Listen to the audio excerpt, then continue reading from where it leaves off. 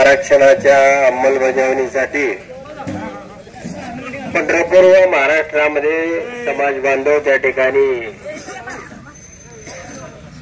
उपोषणाला बसलेले आहेत। त्यांच्या शरीराची आणि त्यांच्या कुटुंबाची त्या ठिकाणी ज्या वेदना आहेत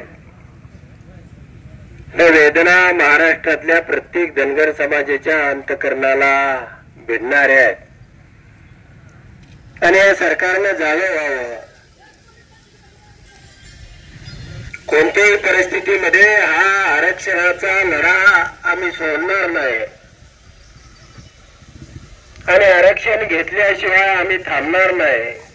या उद्देशाने संपूर्ण महाराष्ट्रामध्ये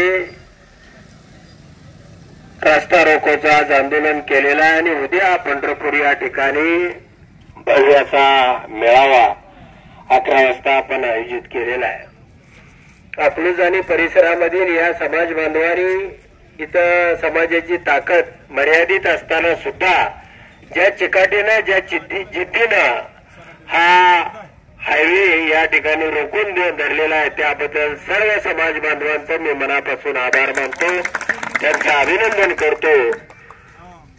आपण एकजुटीनं 5 जरी लोक एकत्र आलो तर निश्चितपणानं त्या ठिकाणी त्याची दखल घ्यावी लागते आणि म्हणून तुम्ही या ठिकाणी केलेले रास्ता रोको आंदोलन वाया जाणार नाही।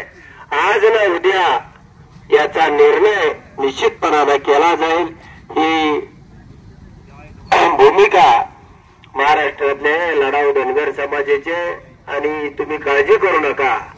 त्यांनी पहिल्या कॅबिनेटला देतो म्हणले होते, वाट बघूया शेवटच्या कॅबिनेटला तर देतायत का आणि जर नाही दिलं तर मात्र आपण आपल्या हाताने ते आरक्षण घेऊ एवढंच तुम्हाला या प्रसंगाने सांगतो।